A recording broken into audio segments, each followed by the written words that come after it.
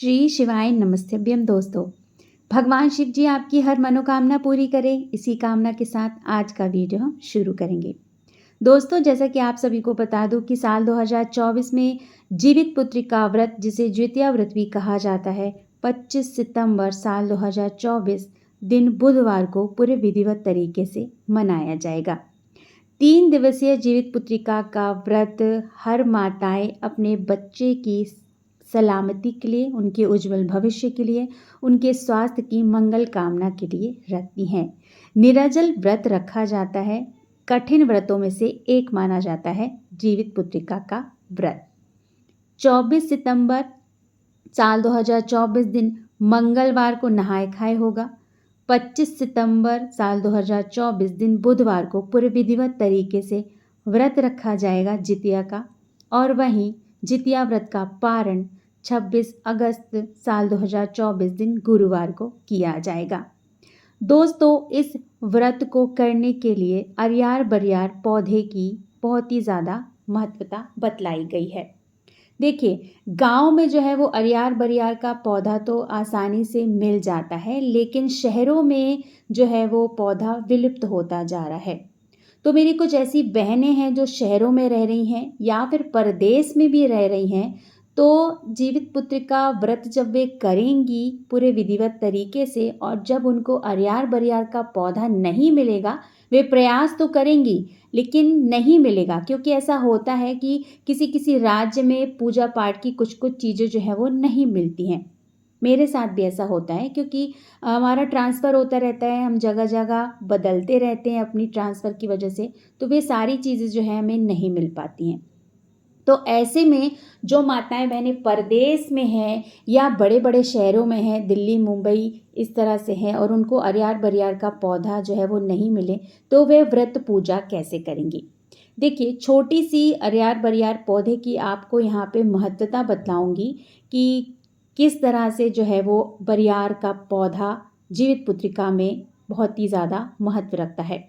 यह एक ऐसा पौधा है जो भगवान राम और हमारी माँ की बातों को दूत बनकर पहुँचाता है, अर्थात माँ को अपने बेटे के जीवन के लिए कहे हुए वचनों को भगवान राम से जाकर सुनाता है। जब माँ कहती है, ये अरियार का बरियार जाके कहिया राजा रामचंद्र जी से, गणेश का माई खर जुतिया भूकल है, सोने की लाठी चांदी की मूठ, मोर बेटा मार के अय मरा के मत अय। तो इस तरह से जो है वो कुछ कहा गया है बरियार के पौधे के लिए।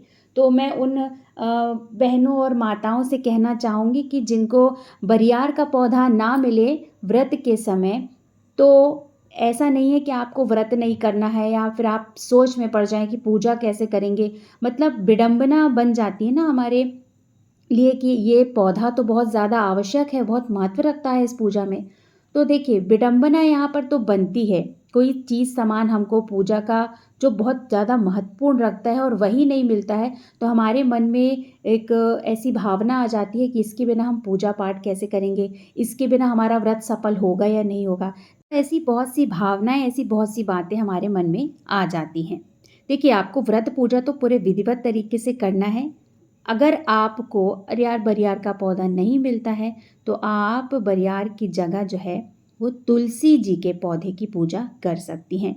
आपको पूर्ण फल की प्राप्ति होगी, क्योंकि देखिए, कुछ चीज़ें नहीं मिलती हैं, तो उन चीज़ों को ध्यान में ना रखते हुए जो चीज़ें हमारे पास हैं, जिससे हम अपनी पूजा पूरी तरह से संपूर्ण कर सकते हैं, जिसको करने से हमें व्रत की पूजा की पूर्ण फल की प्राप्ति होती है, तो हम वो कार्य कर सकते हैं।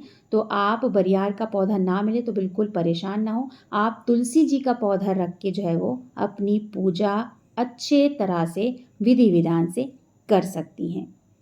तो उन माताओं बहनों को बिल्कुल परेशान होने की ज़रूरत नहीं है। बरियार का पौधा नहीं मिल रहा है तो तुलसी जी की विधिवत तरीके से पूजा करें, क्षमा याचना मांगें, जीवत्वान भगवान से बोलें कि कृपया आप मेरी पूजा स्वीकार कीजिए। मेरे पास जो सामग्री थी, मैंने उस सामग्री से आपकी पूजा पूरे विधिवत, पूरे तन से, पूरे मन से करिए। मेरी पूजा, मेरे व्रत को स्वीकार कीजिए।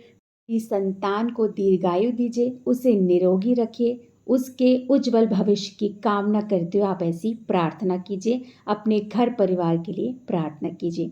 तो दोस्तों, यहाँ पर संपूर्ण जानकारी मैंने आपको दे दी है। आशा करती हूँ ये जानकारी आपको पसंद आई होगी। अगर थोड़ी सी भी ये जानकारी आपको पसंद आई है तो मेरे वीडियो को छोटा सा एक लाइक कर दीजिएगा। आपका एक छोटा सा लाइक हमें प्रेरित करता है और भी अच्छे अच्छे नए नए वीडियो बनाने के लिए। बहुत जल्द मिलते हैं दोस्तों एक नए वीडियो के साथ, एक नई जानकारी के साथ। तब तक लिशि शिवाय नमस्तभ्यम। धन्यवाद दोस्तों।